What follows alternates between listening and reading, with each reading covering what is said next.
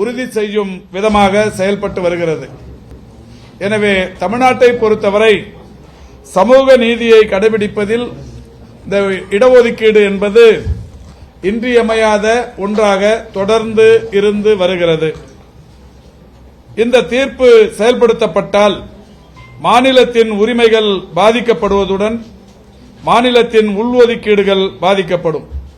இந்த தீர்ப்பில் அதாவது எய்ம்ஸ், ஜிப்மர் போன்ற மருத்துவ நிறுவனங்களில் மருத்துவம் பயிலும் மாணவர்களுக்கு மட்டுமே இந்த ஒதுக்கீடுகள் செல்லும் என்றும் மற்ற ஒதுக்கீடுகளும் குறிப்பாக மாநிலத்தில் வசிப்பிடம் ரீதியான அதாவது மாநிலத்தில் வாழ்பவர்களுக்கு அல்லது பிறந்தவர்களுக்கு என்று குறிப்பிட்ட எந்த ஒதுக்கீடும் கிடையாது என்று உச்சநீதிமன்றம் தீர்ப்பளித்திருக்கிறது. இந்தியாவிலேயே தமிழ்நாட்டில்தான் மருத்துவ கட்டமைப்பு அதிகமாக இருக்கிறது. மேலும் எம்டி, எம்எஸ், எம்டிஎஸ், டிஎம், எம்சிஎச் போன்ற படிப்புகளுக்கான சேர்க்கையும் அதிகமான இடங்கள் உள்ளன. குறிப்பாக தமிழ்நாட்டை பொறுத்தவரை எம்டி, எம்எஸ், டிப்ளமா போன்ற பிஜி இடங்கள் 2294 இருக்கிறது. அந்த வகையில் தமிழ்நாட்டு மாணவர்களுக்கென்று இதுவரை 50% இடஒதுக்கீட்டின் அடிப்படையில் சற்றொப்ப 1207 மாணவர்கள் பயன்பெற்று வருகிறார்கள். ஆல் இண்டியா கோட்டா என்கின்ற வகையில் ஒரு 1087 பேர் வருடந்தோறும் பயன்பாட்டில் இருக்கிறார்கள். இந்த தீர்ப்புக்கு பிறகு எதிர்வரும் ஆண்டுகளில் முழுமையாக இந்த முதுநிலை மருத்துவ பட்டப்படிப்புகளில் இந்த 1200க்கும் மேற்பட்ட இடங்கள் நமக்கு பறிபோகும் என்கின்ற ஒரு அபாய நிலை உருவாகி இருக்கிறது. இந்த இடங்கள் சொந்த மாநிலங்களுக்கு மட்டுமல்லாது இந்தியாவில் உள்ள அனைத்து மாநிலங்களுக்கும் ஒதுக்கீடு செய்யப்படுவதனால் அந்தந்த மாநில உரிமைகள் பாதிக்கப்படும். ஏற்கனவே 50% அகில இந்திய மருத்துவ பட்ட மேற்படிப்பு மாணவர்களுக்கு ஒதுக்கீடு செய்யப்பட்டு இதர மாநில மாணவர்களும் தமிழ்நாட்டில் படித்து வருகிறார்கள். இந்த ஆண்டிற்கான மருத்துவ பட்ட மேற்படிப்பு மாணவர்களுக்கான சேர்க்கை 2 சுற்றுகள் முடிவடைந்த நிலையில் 3ஆம் சுற்று நடைபெறவிருக்கிறது. இந்த நிலையில் மாணவர்கள் ஏராளமான பேர் பயிலவும் தொடங்கிவிட்டார்கள். எனவே இந்த ஆணையினால், இந்த தீர்ப்பினால் இந்த ஆண்டிற்கு எந்தவிதமான பாதிப்பும் இருக்காது. என்றாலும் மாண்புமிகு தமிழ்நாட்டின் முதலமைச்சருடைய வழிகாட்டுதலோடு அறிவுறுத்தலோடு இந்த தீர்ப்பு சம்பந்தமாக சட்ட வல்லுநர்களுடனான ஆலோசனை நடைபெற்று வருகிறது. மிக விரைவில் இந்த ஆலோசனைக்கு பிறகு மாநில உரிமைகள் பாதிக்கப்படாமல் இந்த தீர்ப்புக்கு எதிராக சீராய்வு மனு உச்சநீதிமன்றத்தில் தமிழ்நாடு அரசு சார்பில் தாக்கல் செய்யப்படவிருக்கிறது என்பதை தெரிவித்துக் கொள்கிறோம்.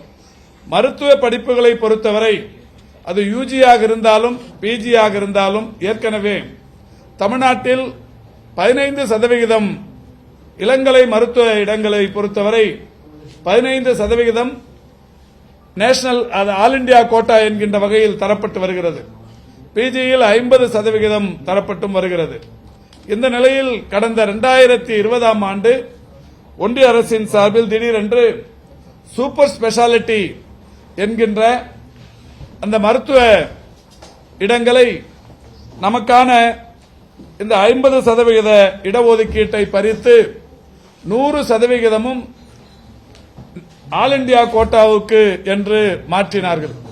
அப்போது உடனடியாக நம்முடைய மாண்புமிகு தமிழ்நாட்டின் முதலமைச்சர் அவர்கள் அதற்காக மாநில உரிமைகள் பறிக்கப்படுவதையும் பாதிக்கப்படுவதையும் உடனடியாக தடுத்து நிறுத்திட வேண்டும் என்கின்ற வகையில் பெருமதிப்பிற்குரிய மூத்த வழக்கறிஞர் திரு வில்சன் அவர்களை கொண்டு உச்சநீதிமன்றத்தில் வழக்கு தொடுத்து சூப்பர் ஸ்பெஷாலிட்டியில் பறிபோன இடங்களை மீண்டும் தமிழ்நாட்டிற்கு குறிப்பாக மருத்துவ சமுதாயத்திற்கு பெற்றுத் தந்தார்கள்.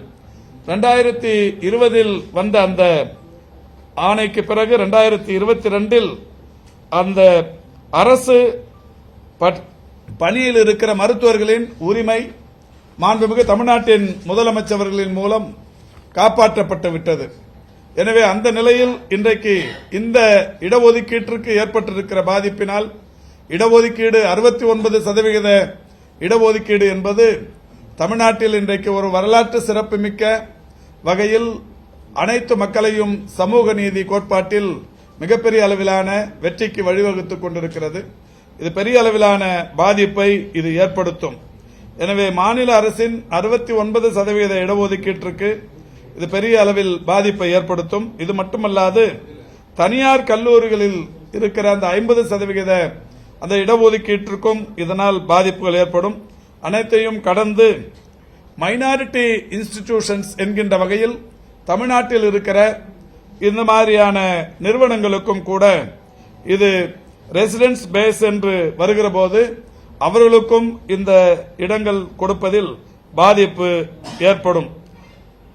இந்த பிஜியை பொறுத்தவரை முழுக்க முழுக்க மாநில அரசின் செலவுகளினால் மட்டுமே, முழு செலவையும் மாநில அரசு மட்டுமே செய்து இந்த முதுநிலை மருத்துவ படிப்புகளுக்கு இன்றைக்கு செலவிட்டு அதை நிர்வகித்துக் கொண்டிருக்கிறது. இந்த நிலையில் இதை முழுமையாக ஒன்றிய அரசுக்கு தாரை வார்க்கும் இந்த தீர்ப்பு என்பது நிச்சயம் ஏற்றுக்கொள்ளும்படியான தீர்ப்பு இல்லை. எனவேதான் மாண்புமிகு தமிழ்நாட்டின் முதலமைச்சர் அவருடைய ஆலோசனைகளை பெற்று மிக விரைவில் இதற்கு எதிராக சீராய்வு மனு தாக்கல் செய்யப்பட இருக்கிறது என்பதை தெரிவித்துக் கொள்கின்றேன்.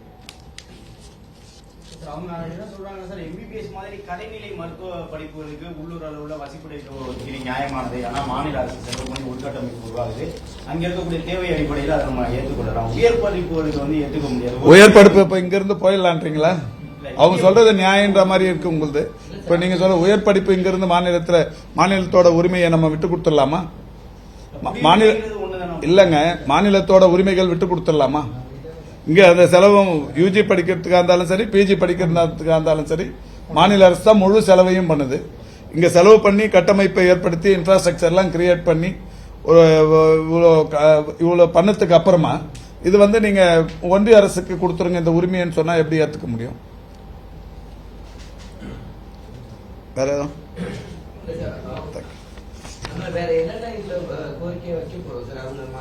அதான் சட்ட வல்லுநர்களுடன் கலந்து ஆலோசனை செய்து இதில் இருக்கிற இப்ப தீர்ப்பு நேற்றுக்கு காப்பி வந்திருக்கு.